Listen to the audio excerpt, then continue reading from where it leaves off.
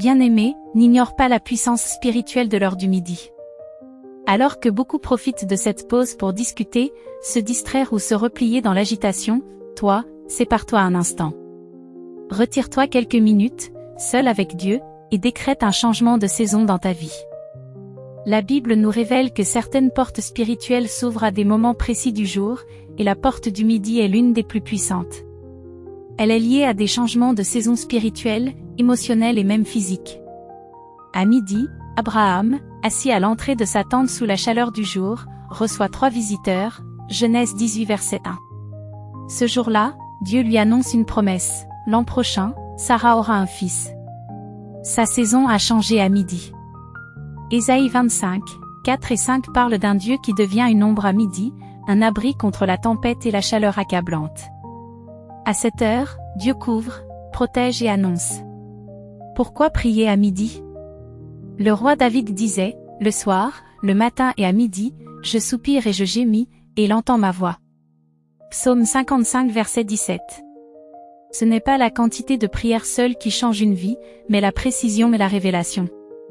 Paul nous avertit dans 1 Corinthiens 9h26, « Je frappe, non comme battant l'air, en d'autres termes, prie avec stratégie. » À midi, une porte spirituelle s'ouvre. C'est un moment pour proclamer, refuser, lier et délier.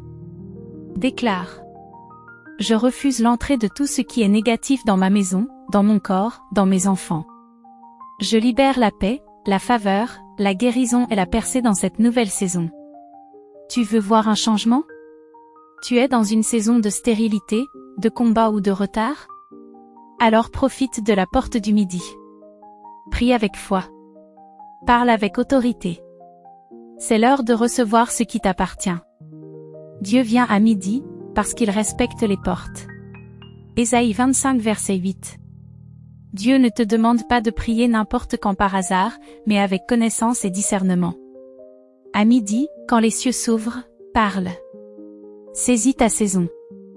Libère ta destinée.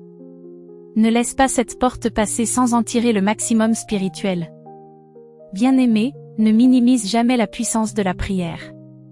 La prière n'est pas une option, ni une routine vide, c'est une arme spirituelle, une clé qui ouvre les portes des cieux. La Bible déclare.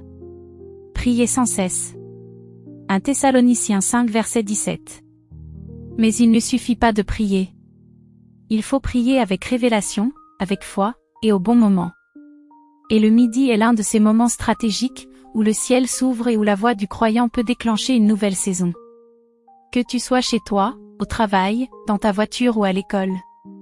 Trouve un lieu de silence à midi, même pour quelques minutes. Proclame, refuse, ordonne. Prie comme un fils, comme une fille de Dieu. Ne laisse plus passer ce moment sans puissance. La prière change les saisons. La prière prépare ton avenir. La prière transforme ta réalité. Que le Saint-Esprit te réveille à l'heure du midi.